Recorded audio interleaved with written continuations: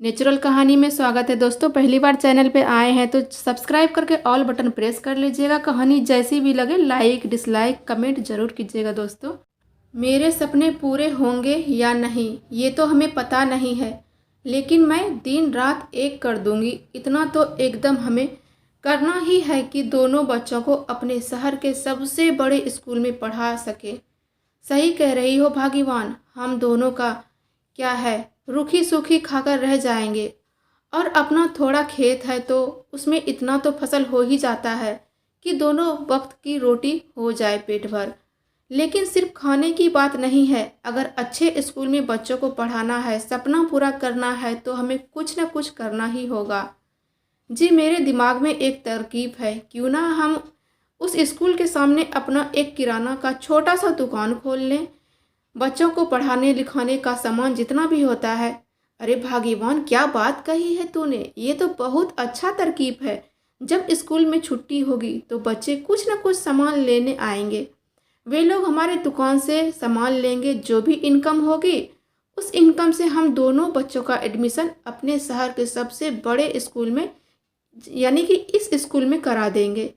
भाग्यवान, अगर बच्चे सही ढंग से पढ़ लिख लेंगे ना तो हमारा सपना पूरा हो जाएगा। हाँ जी, सही कह रहे हैं। ठीक अगले ही दिन दोनों पति पत्नी एक बड़े से स्कूल के सामने छोटा सा झोपड़ी लगा लेते हैं और बच्चों के लिए टॉफ़ी बिस्किट बुक पेंसिल वगैरह रखने लगते हैं। बच्चों को जो भी पसंद आता है सारा चीज़ रखते हैं। जब स्कूल में छुट्टी हुई, धीरे धीरे करके बहुत बच्चे दुकान जाने लगे और अपने पसंद का सामान खरीदने लगे। स्कूल के सभी बच्चों को दुकान देखकर बहुत खुशी हुई।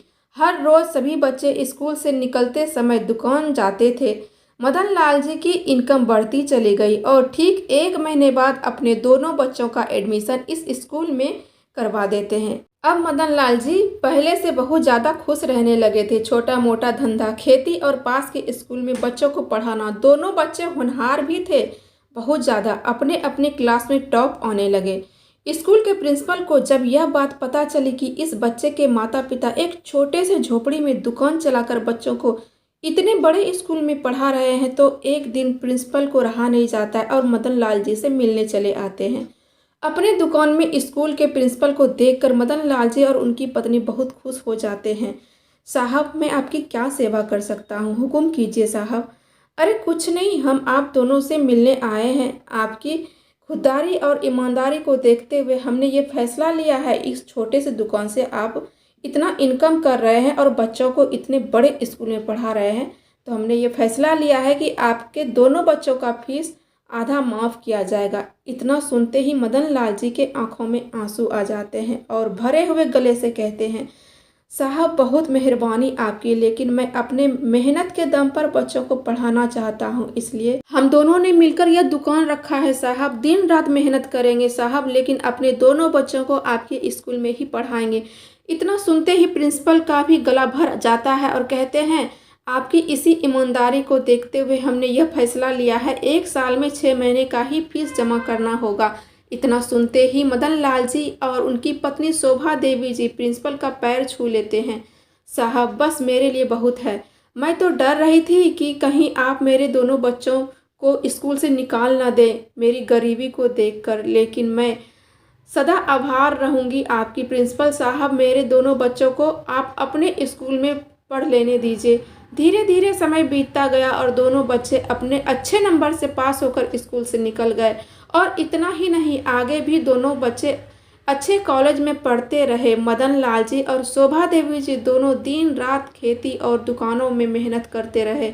दोनों बच्चों को उनका मंजिल मिल सके, अच्छी नौकरी मिल सके। धीरे धीरे समय बीतता गया। आज मदन लाल जी का बेटा रोहन का बहुत बड़ी कंपनी में बहुत अच्छे पोस्ट पर जॉब हो गया था। रोहन देखने में सुंदर था और ज्ञान में भरपूर। कंपनी के मालिक को अपनी बेटी के लिए रोहन पसंद आ गया और अपनी बेटी की शादी रोहन से कर देते हैं। धीरे धीरे रोहन अपने माता पिता को छोड़कर अपने ससुर के घर रहने लगा। अब मदन लाल जी और शोभा देवी जी की उम्र हो चुकी थी। भला इस उम्र में अकेलापन किसे अच्छा लगता है। बेटी भी पढ़ाई के लिए लंदन चली गई थी। जब भी कभी रोहन अपनी पत्नी को लेकर माता पिता से मिलने आता तो उसकी पत्नी कहती, रोहन क्या बार बार यहाँ लेकर चले आते हो, सड़े से गांव में लेकर और अपनी सासू माँ को बिल्कुल भी देखना पसंद नहीं करती थी। तो मैं तो कहती हूँ यहाँ का ज़मीन और घर और ये झोपड़ी दुकान सब बेचकर चलो यहाँ से। मैं तो कहती हूँ इन दोनों को वृद्ध आश्रम छोड़ दो जाकर, भला इन्हें कौन देखेगा। इतना सुनते ही मदन लाल जी फूट फूट कर रोने लगते हैं। शोभा देवी जी के आंखों में भी आंसू टपकने लगते हैं। आंसू टपक कर पैरों पर गिर जाते हैं। अपने पल्लू से कभी अपना आंसू पोंछते तो कभी अपने पति का। एक दिन रोहन, पापा मेरी पत्नी सही कह रही है, अब इस गांव में रखा ही क्या है, आप दोनों मेरे साथ मेरे ससुराल में रहने चलिए। हमने इस घर को बेच दिया है और वो जो झोपड़ी दुकान है ना उसको भी बेच दिया है। इतना सुनते ही मदन लाल जी और शोभा देवी जी को एक झटका सा लगा। बेटा तुम बिना पूछे इतना बड़ा कदम कैसे उठा सकते हो, हमारा जीवन है यह, मेरा दुकान इस दुनिया से, हमने अपने सपने पूरे किए हैं इस दुकान से, कैसे बेच सकते हो बिना पूछे। इतना सुनते ही मदन लाल जी शोभा देवी जी फूट फूट कर रोने लगते हैं, अंदर से टूट जाते हैं। लेकिन किस्मत का लिखा कोई मिटा नहीं सकता। दोनों को अपने बेटे बहू के साथ वहां से आना पड़ा घर छोड़कर। एक दिन ऑफिस के काम के सिलसिले में रोहन बाहर चला गया था। तभी रोहन की पत्नी अपने सास ससुर को बहला फुसलाकर वृद्ध आश्रम छोड़ आती है। जब रोहन वापस आता है अपने माता पिता को घर में नहीं पाकर अपनी पत्नी से पूछता है, रोहिणी मम्मी पापा कहाँ हैं। अरे रोहन, वो दोनों कह रहे थे यहाँ मन नहीं लगता है अकेले, उनके उम्र के बहुत सारे लोग हैं ना वृद्ध आश्रम में, तो उन दोनों को वहीं पहुँचा दिए हैं। अच्छे से, बहुत अच्छे से दोनों हैं, बड़े प्यार से रहते हैं, बहुत सारे बड़े बुजुर्ग रहते हैं ना वहाँ, इसलिए। रोहन अपने कामों में इतना ज़्यादा व्यस्त था कि उसे अब अपने सही गलत का कुछ फर्क ही समझ नहीं आता था।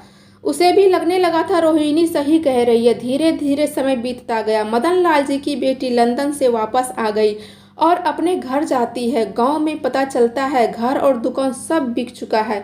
इतना सुनते ही बेचारी रोने लगती है। तभी अपने भाई का ससुराल का पता चलता है और वहां पहुंच जाती है। जैसे ही पता चला उसके माता पिता वृद्ध आश्रम में रहते हैं, दौड़ी भागे वृद्ध आश्रम पहुंच जाती है। वहां अपने माता पिता को देखकर गले लग जाती है। बरसों बाद आज अपनी बेटी को देखकर दोनों माता पिता फूट फूट कर रोने लगते हैं। उनके आंसुओं से पता चलता है उनके अंदर कितना दर्द छुपा हुआ है। आज उनकी बेटी अपने माता पिता की मेहनत की वजह से और अंजलि की लगन की वजह से वो यहाँ की बहुत बड़ी डीएम बन चुकी थी।